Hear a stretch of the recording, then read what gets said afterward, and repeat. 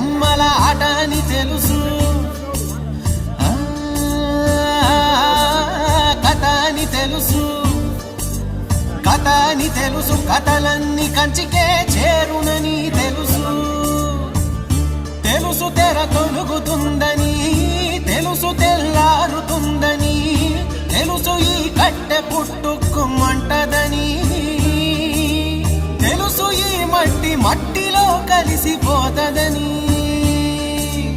ఇన్ని తెలిసి రకాటంలో పడిపోతావు ఎందుకని? మాయ